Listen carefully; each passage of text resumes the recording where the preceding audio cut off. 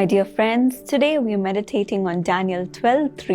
സ്നേഹിതന്മാരെ, ഇന്ന് ദാനിയേൽ 12-ന്റെ 3-ാം വാക്യം നമ്മൾ ധ്യാനിക്കുവാൻ പോകുന്നു. And those who are wise shall shine like the brightness of the sky above, like the stars forever and ever. ബുദ്ധിമാന്മാർ ആകാശമണ്ഡലത്തിന്റെ പ്രഭ പോലെയും പലരെയും നീതിയിലേക്ക് തിരിക്കുന്നവർ നക്ഷത്രങ്ങളെ പോലെയും എന്നും എന്നേക്കും പ്രകാശിക്കും. Yes, my dear friends, when you are wise, you will shine bright like the അതെ sky. സ്നേഹിതന്മാരെ, നിങ്ങൾ ബുദ്ധിമാന്മാരായി തീരുമ്പോൾ ആകാശമണ്ഡലത്തിന്റെ പ്രഭ പോലെ പ്രകാശിക്കും. What does wisdom mean? ജ്ഞാനം എന്നതിന്റെ അർത്ഥം എന്താണ്? The Bible says in James 3:17, യാക്കോബ് 3:17 പറയുന്നു, wisdom that comes from heaven is first of all pure, then peace-loving, considerate, submissive, full of mercy and good fruit, impartial and sincere. ഉയരത്തിൽ നിന്നുള്ള ജ്ഞാനമോ ഒന്നാമത് നിർമ്മലവും പിന്നെ സമാധാനവും ശാന്തതയും അനുസരണമുള്ളതും കരുണയും സൽഫലവും നിറഞ്ഞതും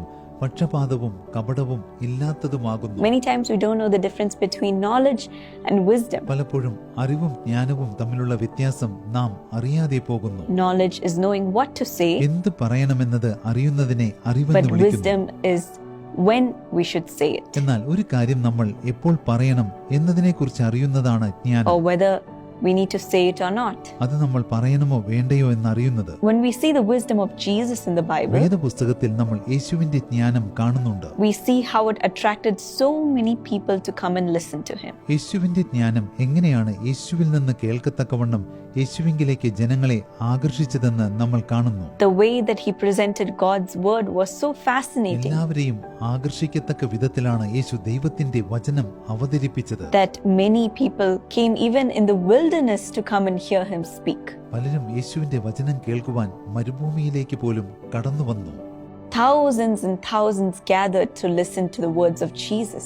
യേശുവിന്റെ വാക്കുകൾ കേൾക്കുവാൻ ആയിരക്കണക്കിന് ജനങ്ങൾ തടിച്ചുകൂടി. He spoke in stories so that people will understand. യേശു ഉപമകളിലൂടെയാണ് സംസാരിച്ചത്, അതുകൊണ്ട് അത് എല്ലാവർക്കും മനസ്സിലായി. In the Bible we see in 1 Corinthians 1:24, 1 കൊരിന്ത്യർ 1:24 നമ്മൾ ഇങ്ങനെ കാണുന്നു, Christ the power of God and the wisdom of God.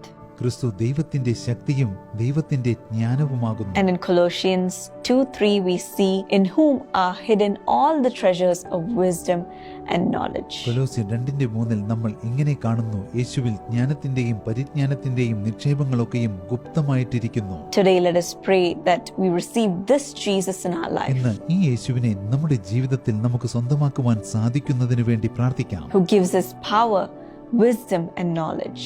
യേശു നമുക്ക് ശക്തിയും ജ്ഞാനവും അറിവും നൽകുന്നു. When we don't know what to say എന്ത് പറയണമെന്ന് നമുക്കറിയാതെ വരുമ്പോൾ, or how to say it in front of the people who may be അല്ലെങ്കിൽ hurting നമ്മെ us, വേദനിപ്പിക്കുന്നവർക്ക് മുൻപാകെ അതെങ്ങനെ പറയണമെന്ന് നമുക്കറിയാതെ വരുമ്പോൾ, people who need an answer from us, നമ്മിൽ നിന്ന് ഉത്തരം പ്രതീക്ഷിക്കുന്നവരുടെ or മുൻപാകെ, people who need guidance from us, നമ്മുടെ മാർഗനിർദ്ദേശം പ്രതീക്ഷിക്കുന്നവരുടെ let us മുൻപാകെ not look to ourselves, നമുക്ക് നമ്മിലേക്ക് തന്നെ our നോക്കാതിരിക്കാം, mind, നമ്മുടെ മനസ്സിലേക്ക്, but let us look to Jesus, നമുക്ക് യേശുവിങ്കിലേക്ക് നോക്കാം. in whom are hidden all the treasures of wisdom and knowledge. യേശുവിൽ ജ്ഞാനത്തിന്റെയും പരിജ്ഞാനത്തിന്റെയും നിക്ഷേപങ്ങളൊക്കെയും ഗുപ്തമായിട്ടിരിക്കുന്നു. Even when you don't know what to say, എന്ത് പറയണമെന്ന് നിങ്ങൾക്കറിയാതെ വരുമ്പോൾ, God will teach you. ദൈവം നിങ്ങളെ പഠിപ്പിക്കും. God will feed you the right ദൈവം words ശരിയായ വചനങ്ങൾ നൽകി നിങ്ങളെ പോഷിപ്പിക്കും. and give you the confidence to present it. അത് അവതരിപ്പിക്കുവാനുള്ള ആത്മവിശ്വാസം നിങ്ങൾക്ക് നൽകും. Maybe you have a presentation coming up. ഒരുപക്ഷെ നിങ്ങൾ ചിലതെല്ലാം അവതരിപ്പിക്കുവാൻ പോകുകയാവാം. Maybe you need to meet important people and ഒരുപക്ഷെ speak വളരെ to them. പ്രധാനപ്പെട്ട വ്യക്തികളെ നേരിൽ കണ്ട് നിങ്ങൾ സംസാരിക്കണമായിരിക്കാം. Maybe you need to speak to the people who are hurting you. ഒരുപക്ഷെ നിങ്ങളെ വേദനിപ്പിക്കുന്നവരോട് നിങ്ങൾ സംസാരിക്കണമായിരിക്കാം. God will give you wisdom today, ദൈവം നിങ്ങൾക്ക് അതിനുള്ള ജ്ഞാനം and നൽകും. He will give you knowledge as to what you need to say. നിങ്ങൾ എന്താണ് പറയേണ്ടത് അതിനുള്ള അറിവും ദൈവം നിങ്ങൾക്ക് And നൽകും. He will also give you wisdom on how to say. നിങ്ങൾ എങ്ങനെ പറയണമെന്നതിനുള്ള ജ്ഞാനവും ദൈവം നിങ്ങൾക്ക് And the നൽകും. Bible says in James 1:5, യാക്കോബ് 1:5 വേദപുസ്തകം പറയുന്നു, if any of you lacks wisdom, നിങ്ങളിൽ ഒരുവനെ ജ്ഞാനം കുറവാകുന്നുവെങ്കിൽ you should ask God, നിങ്ങൾ ദൈവത്തോട് who യാചിക്കുവിൻ. gives generously to all without finding fault, and it will be given to them.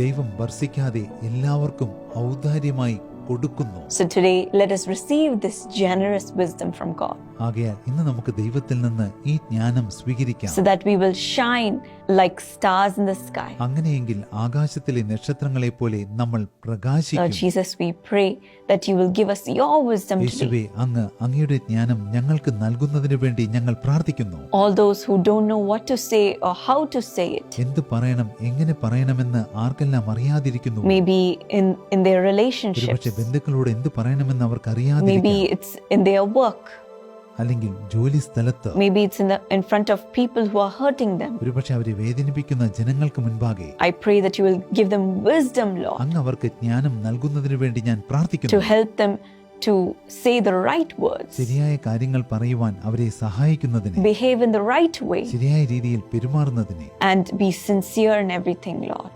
സകലതിലും ആത്മാർത്ഥതയുള്ളവരായി Lord, തീരുന്നതിന്.